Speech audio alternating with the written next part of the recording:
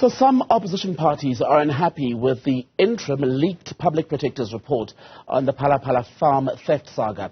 Advocate Kholeka Gcaleka and a team have cleared President Ramaphosa of any wrongdoing with regards to the theft of foreign currency to the tune of $580,000 from the farm in Limpopo in 2020. All of this happened from proceeds from a sale of wildlife, basically.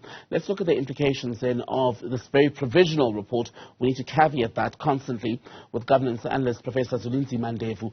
Professor Ndevu, a very good evening to you. Grateful for your time. So the sense from opposition parties is that this is still very far from the end, and while the presidency has noted this and said that basically it's always said that President Ramaphosa is not guilty of any wrongdoing, we're not quite there just yet, are we?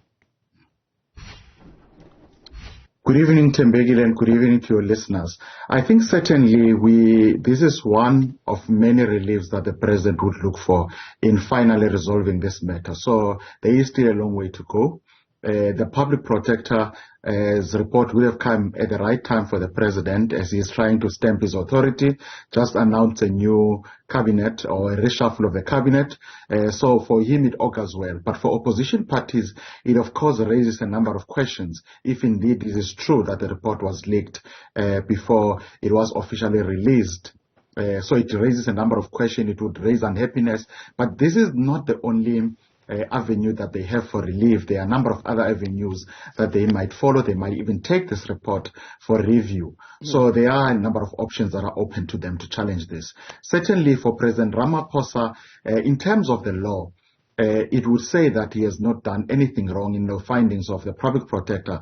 But I think a bigger question or a bigger issue that must be discussed by South African and public representatives is that when do we draw the line for people who are holding public office as high as the president is holding, in terms of what can you be involved in, what can you not be involved in, and whether morality plays a bigger role. The assumption from a public point of view might be that although the president has done nothing wrong in terms of the law, but was he supposed to be seen to be doing that, or things should be happening in that way in his farm, or any property or business associated with a person of a president's stature. And that's something that we need to discuss going forward as South African to find each other. And what you're talking about refers to basically people in public office, i.e. the president, being involved in business, even if, as it was in this case, being run by a trust. There is always that line that needs to be walked, isn't it? And it can be very thin, and look at where we are now.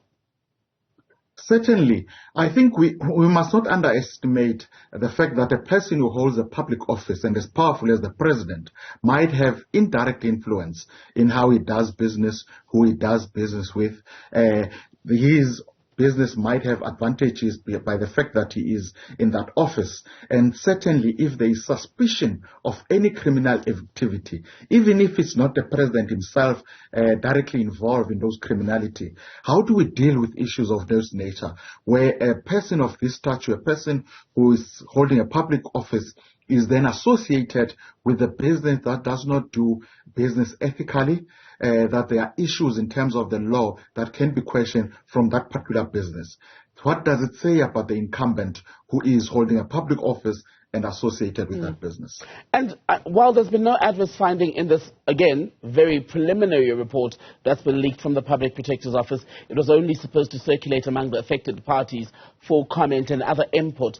The other problem, though, is a close ally of the president who was nominated for a top 6 leadership position at the ANC conference, Bejani Chauke, his advisor, travelled to Namibia with a police escort to meet with the president of Namibia, President Geingob, and the PP says that that was improper. So does that reflect at all on his boss, the president?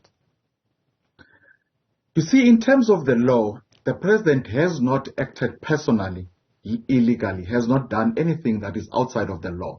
But what the question is, and perhaps that's what you're asking, is that if people that are associated with the president acts against the law, does that talk to the conduct of the incumbent as well? Or the incumbent should have known better and not associate with people that would act outside of the law? And I think that's a morality issue. Are you associating yourself as a president with people that are morally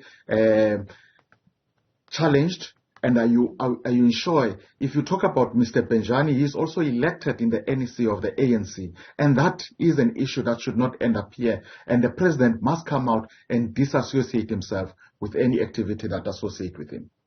And in terms of the leaks themselves, then, the Office of the Public Protector has struggled with leaks for years. How much does that, I'm trying to pick my words carefully here, but to what extent does that poison the atmosphere when you consider that this is a preliminary report and what it says may very well change after this stage of input?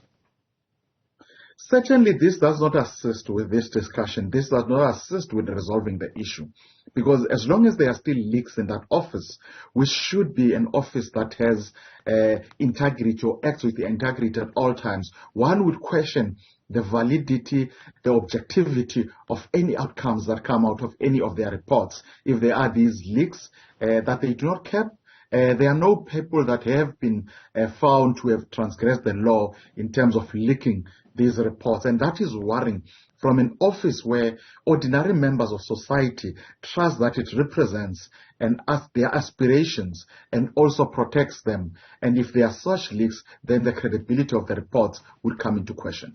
And just on that point, it can only be someone from the Office of the Public Protector or a representative of one of the parties affected or someone that they would have shown this report to who's responsible for the leak.